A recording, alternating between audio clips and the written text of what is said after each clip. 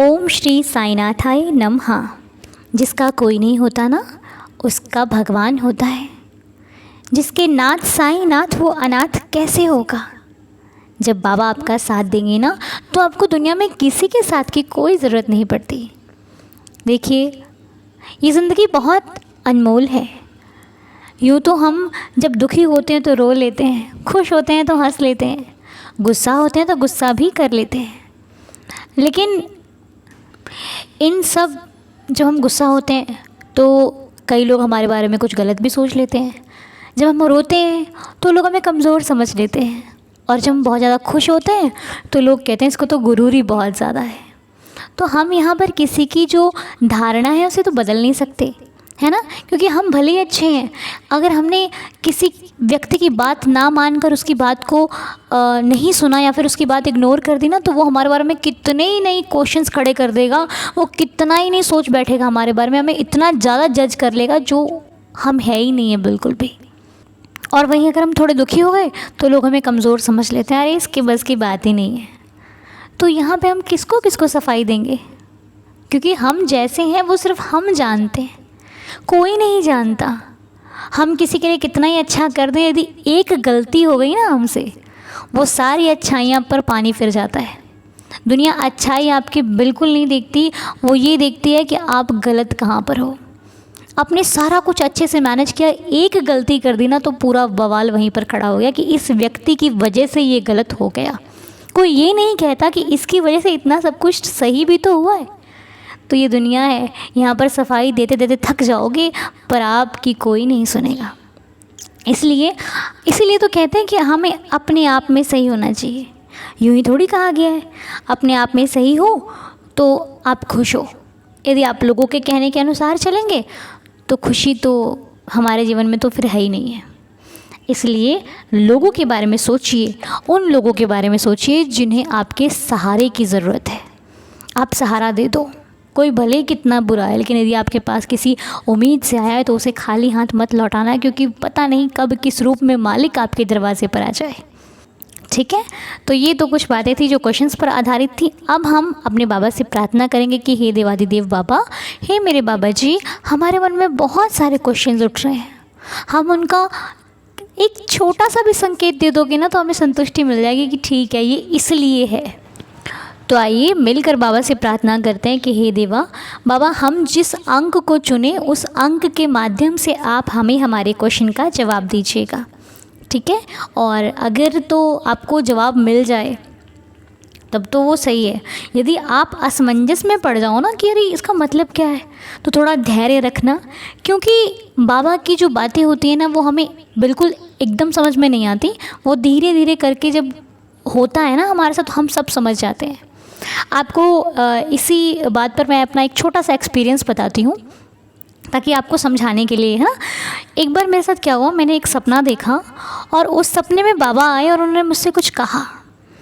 और जब वो सपने में मुझे बिल्कुल याद था कि बाबा ने मुझसे क्या कहा है और मुझे क्या करना है, पर जैसे ही सुबह मैं उठती हूँ तो मैं सब कुछ भूल जाती हूँ कि बाबा ने मुझसे क्या कहा था। अब मैं सपना बार बार याद करने की कोशिश कर रही हूँ, लेकिन मुझे तो सपना याद ही नहीं आ रहा। अब मैं और दुविधा में फंस गई कि मैं करूँ तो करूँ क्या, क्योंकि सपना ऐसा होता है ना कई बार हमारे साथ कि हम सपने को भूल जाते हैं और थोड़ा सा सपना याद होता है तो हम बहुत ज़्यादा चिंतित हो जाते हैं, परेशान हो जाते हैं कि यार अब मैं कैसे याद करूँ इस चीज़ को। तो जब बार बार कोशिश करने पर भी मुझे सपना याद नहीं आया ना, तो मैंने बाबा पर छोड़ दिया। मैंने कहा बाबा, मैं बहुत परेशान हो चुकी हूँ, अब मुझे कुछ याद नहीं आ रहा। अब मेरा सपना और मेरी चिंता सब आपके चरणों पर छोड़कर अब मैं इस बारे में नहीं सोचूंगी। तो सच बता रही हूँ, जो बाबा ने मुझे सपने में बोला था ना, वही वर्ड्स मुझे 2-4 दिन बाद अचानक से याद आते हैं। और जो बाबा ने कहा था मुझे सपने में, वो मेरे साथ हो रहा था रियलिटी में। तो मैं क्या सोच रही हूँ, ये सपना था, सपने में ऐसा मेरे साथ हुआ था। तो वो चीज़ें मुझे 4 दिन के बाद करेक्ट मेरे साथ सब कुछ हुआ, और मैं वही चीज़ फील कर रही हूँ जो बाबा जैसे जैसे मुझे सपने में बता रहे थे, मुझे पूरा का पूरा सपना वहीं पर याद आ गया। तो यदि बाबा कुछ करने में देरी करते हैं ना, तो वो अच्छे से करने की कोशिश करते हैं। वो आपको सरप्राइज़ देते हैं, वो आपके लिए बेहतर नहीं बहुत ज़्यादा वाला बेहतर करते हैं। बस हमें समझना पड़ता है कि थोड़ा और इंतज़ार कर लेते हैं, कहीं और अच्छा हो जाएगा। तो बस आप लोग भी अगर क्वेश्चन में थोड़ी देरी हो तो आप समझने की कोशिश कीजिएगा कि बाबा जो करते हैं अच्छा ही करते हैं। तो अभी हम इस वीडियो में आपके सामने 2 अंक आएंगे, उन 2 अंकों को आपको उनमें से किसी एक को चुनना है और श्रद्धा और सबूरी के नीचे वो अंक लिखे होंगे। तो जो भी आप अंक चूज़ करेंगे उसका जवाब मैं आपको थोड़ी देर बाद इसी वीडियो में बताऊंगी 11 वचनों को पढ़ने के बाद। तो पहले आप क्या करें, अभी बाबा का नाम लीजिए, साईं साईं साईं साईं को याद कीजिए। बाबा का नाम लेते लेते आपको अंक चूज़ करना है, कोई भी एक अंक ले लें आप, वो आपके ऊपर डिपेंड करता है। मैं भी आपके साथ ही साथ बाबा के इस सवाल को अपना भी सवाल रखूँगी और मुझे भी आंसर मिलेगा तो वो भी बाबा के चरणों पर। ज़िंदगी सब कुछ वारा है तो ये भी बाबा से हमारी ज़िंदगी है, बाबा से खुशियाँ हैं, तो बाबा ही हमें आगे तक लेकर के जाएंगे। ठीक है, तो इस वक्त हम अंक ले रहे हैं बाबा के श्री चरणों में बैठकर। तो अब स्क्रीन पर आपके सामने 2 अंक हैं। श्रद्धा के नीचे जो अंक है वो है 10, सबूरी के नीचे जो अंक है वो है 11। श्रद्धा और सबूरी ने आपको 2 अंक दिए हैं, आपको उनमें से किसी एक को चुनना है और बाबा का ध्यान करना है, अपना सवाल बाबा के चरणों पर रखना है। उनको अंक को चुनने के बाद आपने जो भी अपने मन में सोचा है, जो बाबा से पूछना चाहते हो, उसको अपने मन में बसाकर बाबा से मन ही मन प्रार्थना करनी है कि हे बाबा हमें इस प्रश्न का उत्तर दीजिएगा, संकेतों के माध्यम से हमें संकेत दीजिएगा बाबा, हम समझने की पूरी कोशिश करेंगे। तो चलिए अब हम 11 वचनों को पढ़ने के बाद ही अपने जवाब को देखते हैं कि मैं आपको खुद बोलकर बताऊंगी, क्योंकि जब मैं लिखकर बताती थी तो कुछ लोगों को लिखा हुआ मतलब किसी को पढ़ना नहीं आता तो किसी को हिंदी पढ़ने नहीं आती।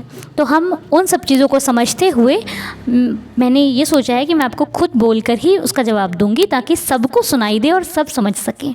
ठीक है, हमारा पूरा परिवार सुन सके, क्योंकि अब कुछ लोग पढ़ नहीं पाते तो उनको प्रॉब्लम होती है, वो सोचते पता नहीं क्या लिखा है। तो हम आपको कोई प्रॉब्लम नहीं होने देंगे, हम आपको खुद बताएंगे। ठीक है, तो चलिए आइए 11 वचनों का पाठ करते हैं। जो शिरडी में आएगा आपद दूर भगाएगा, चढ़े समाधि की सीढ़ी पर, पैर तले दुख की पीढ़ी पर, त्याग शरीर चला जाऊंगा, भक्त हेतु दौड़ा आऊँगा, मन में रखना दृढ़ विश्वास, करे समाधि पूरी आस, मुझे सदा जीवित ही जानो, अनुभव करो सत्य पहचानो, मेरी शरणा खाली जाए, हो तो कोई मुझे बताए, जैसा भाव रहा जिस जन का, वैसा रूप हुआ मेरे मन का, भार तुम्हारा मुझ पर होगा, वचन ना मेरा झूठा होगा, असहायता लो भरपूर, जो मांगा वो नहीं है दूर, मुझ में लीन वचन मन काया, उसका ऋण ना कभी चुकाया, धन्य धन्य वह भक्त अनन्य, मेरी शरण तज जिसे न अन्य। अनंत कोटि ब्रह्मांड नायक, राजाधिराज योगीराज, परब्रह्म श्री सच्चिदानंद सद्गुरु साईनाथ महाराज की जय। बाबा सबका भला करें और जो भी सवाल आपने बाबा से पूछा है उसका जवाब आपको पूरा मिले। मेरी बाबा के चरणों में प्रार्थना है, बाबा मेरी प्रार्थना को स्वीकार करना। तो जिन्होंने 10 अंक चुना है उनका जो उत्तर है वो आपके समक्ष है और बाबा ने आपका उत्तर ये दिया है कि जिन दुखों से आप बहुत लंबे समय तक लड़ते आ रहे हैं वो धीरे धीरे करके ख़त्म होने शुरू होंगे और उनके ख़त्म होने का समय अब निकट आ गया है। इसलिए ज़्यादा चिंता ना करें, अपनी सबूरी को बनाए रखिए, श्रद्धा रखिए और बाबा से प्रार्थना करते रहिए। बाबा से प्रार्थना करते रहिए कि बाबा आपकी जो प्रॉब्लम है उसे जल्दी से जल्दी ख़त्म कर दें और बहुत जल्दी ही अब वो समाप्त होने वाली है। और जिस रोग के लिए आप अपने परिवार के लिए अपने लिए चिंतित थे, जो स्वास्थ्य आपका नहीं ठीक चल रहा था, उस रोग से भी अब मुक्ति होगी। उदी का सेवन करते रहिए, जितनी श्रद्धा से उदी लगाएंगे उतनी जल्दी ही आप रोग से मुक्ति पाएंगे। ये बाबा के वचन है और बाबा के वचन कभी असत्य नहीं होते। कहने का जो भाव है, विपत्तियों से आपका छुटकारा अब बहुत निकट है। अब आप विपत्तियों से बहुत जल्दी ही आपकी छुट्टी होने वाली है, अब आपकी ज़िंदगी में खुशियों का आगमन होने वाला है। बस थोड़ा धैर्य बना कर रखना, जल्दबाजी में कोई काम नहीं करना, इसका भी ध्यान रखने को बाबा ने आपको बोला है। किसी के बहकावे में आके कोई गलत कदम नहीं उठाना है, ये सबसे ज़रूरी बात है। तो ध्यान रखिए, सब कुछ ठीक होगा, सब अच्छा ही हो जाएगा। ठीक है, अब बढ़ते हैं हम दूसरे जवाब की तरफ जो कि 11 अंक का जवाब है। तो 11 में बाबा ने आपको क्या कहा है, जो 11 का उत्तर साईनाथ ने हमें दिया है वो उत्तर ये है कि बाबा के शरणागत होने से, यदि बाबा की शरण में आप जाएंगे तो जल्दी ही सारे कार्य संपन्न हो जाएंगे। और ये हम रोज़ ही बाबा की शरण में हैं, है ना। तो बाबा ने यही कहा है कि तुम जो कर रहे हो उसे श्रद्धा पूर्वक, भक्ति भाव से, विश्वास के साथ करते रहो। कोई प्रॉब्लम नहीं है, सब कुछ ठीक चल रहा है। बस जो समस्याएं अभी तुम्हें दिखाई दे रही हैं वो आने वाले भविष्य में सब की सब खत्म हो जाएंगी। और जब कार्य संपन्न हो जाएंगे तो आपको आनंद का अनुभव होगा, बहुत ही खुशहाली जीवन में आएगी। चाहे जीवन में आपकी नौकरी की चिंता है, परीक्षा की चिंता है, विवाह की चिंता है, घर परिवार की चिंता है, कलेश की चिंता है, जो भी चिंताएं हैं वो आप धीरे धीरे अच्छे कर्म करना शुरू करो। आपकी जो भी परेशानी है वो अपने आप कम होनी शुरू हो जाएगी। अन्नदान सर्वश्रेष्ठ दान है, अन्नदान कीजिए। किसी भूखे को उसको इग्नोर ना करें, उसको खिलाइए पिलाइए, जितना आपसे बन पड़ता है उतना खिलाइए। किसी के कहने पर कार्य ना करें, अपनी बुद्धि का इस्तेमाल करेंगे तो ज़्यादा ही बेहतर होगा। अपनी सोच से काम कीजिए, समझ से काम कीजिए। किसी की बात मानकर किसी गलत कदम को ना उठाएं और अपने परिवार पर भरोसा करना शुरू कीजिए, क्योंकि आप अपने परिवार का जो अनादर करते हैं वो साईं को अच्छा नहीं लगता। ठीक है, जो आपके पास प्रेम से आए उसे प्रेम से ही प्रेम दीजिए और उसका सम्मान कीजिए।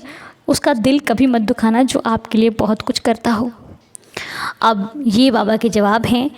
तो ये हमारे साईनाथ ने कुछ जवाब दिए हैं। ये आपकी लाइफ से कितने ज़्यादा कनेक्ट हैं ये आप मुझे ज़रूर बताइएगा। कहने का मतलब है कि ये जो संकेत हैं ये आपकी लाइफ से कितने जुड़े हैं ये मुझे कमेंट बॉक्स में ज़रूर बताइएगा, क्योंकि बाबा ने अपना जवाब दिया है। हम जिस भी माध्यम से बाबा से जवाब मिलते हैं हमें, वो हम आपके साथ शेयर करते हैं। तो उम्मीद करती हूँ कि आपके सवालों का जो जवाब है आपको ज़रूर मिला होगा, आपके परेशानी का निवारण ज़रूर हुआ होगा।